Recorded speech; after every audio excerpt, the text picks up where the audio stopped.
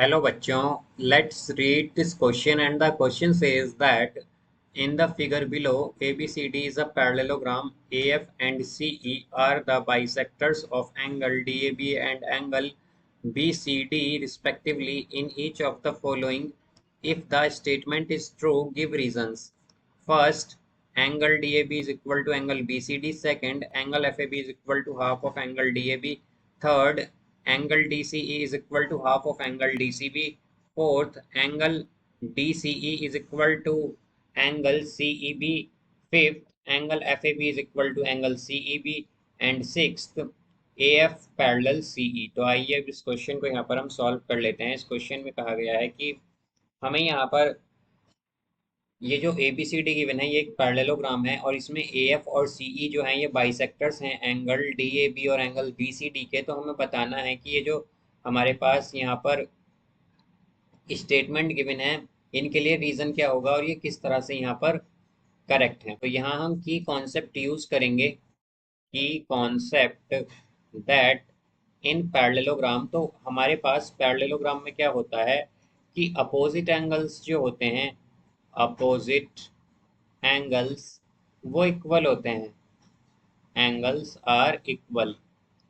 अब यहाँ से हम अगर देखें तो हमारे पास क्या होगा, हमारे पास यहाँ पर अगर हम फर्स्ट पार्ट देखते हैं तो फर्स्ट पार्ट में अब हमारे पास अपोजिट एंगल्स इक्वल होते हैं पैरेललोग्राम में। तो हमारे पास एंगल डी ए बी जो है, एंगल डी ए बी ये क्या होगा, इक्वल होगा एंगल बी सी डी के, बी सी डी के। बिकॉज ये दोनों कैसे एंगल हैं, ये अपोजिट एंगल्स हैं और हमारे पास पैरेललोग्राम में अपोजिट एंगल्स इक्वल होते हैं, इसलिए ये दोनों क्या होंगे, इक्वल होंगे यहाँ पर।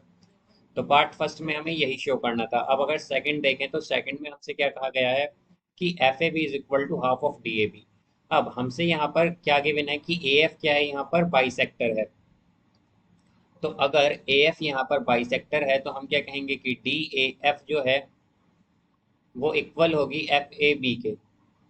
हमारे पास डी ए एफ यहाँ पर इक्वल हो जाएगी F angle F A B के। बिकॉज यहाँ पर हमारे पास क्या है, जो ए एफ है ये बाइसेक्टर है, तो बाइसेक्टर तक क्या करती है, बेसिकली एंगल को तो इक्वल पार्ट में डिवाइड करती है, इसीलिए हमारे पास डी ए एफ इक्वल होगी एफ ए बी के।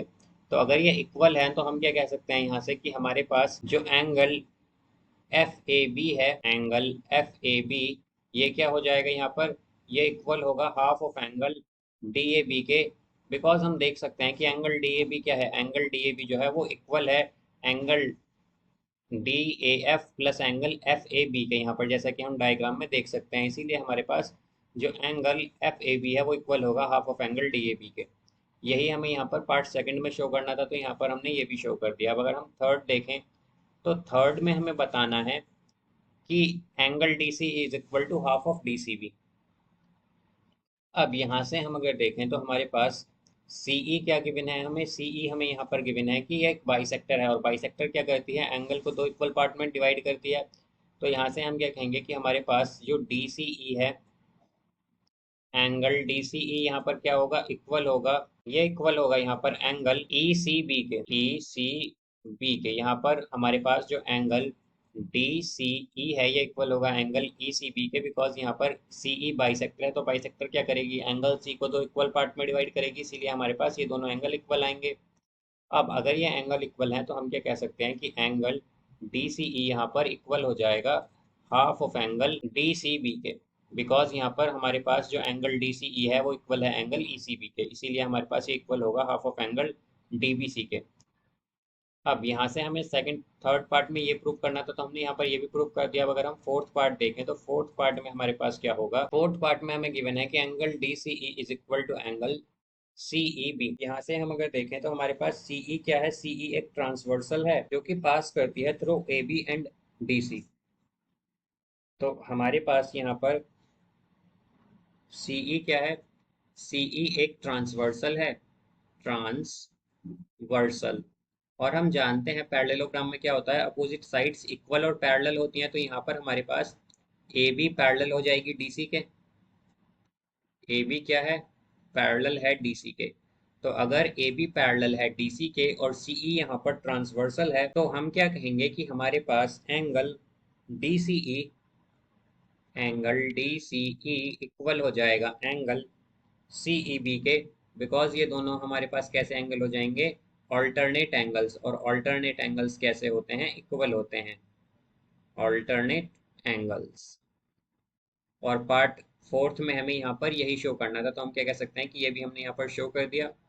अब फिफ्थ में अगर हम देखें तो फिफ्थ में हमें क्या बताना है, फिफ्थ में कहा गया है कि angle F A B is equal to angle F C E B, ये हमें यहाँ पर शो करना है।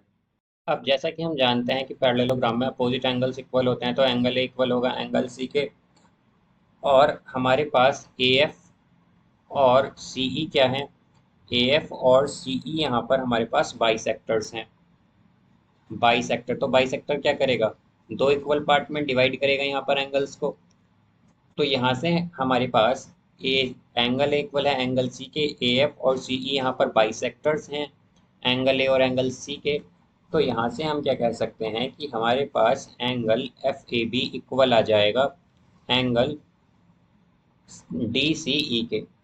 अब यहाँ से अगर हम देखें तो हमारे पास एंगल एफ ए बी जो है ये किसके इक्वल होगा, एंगल डी सी ई हमारे पास किसके इक्वल आया था, एंगल सी ई बी के। तो ये इक्वल हो जाएगा एंगल सी ई बी के।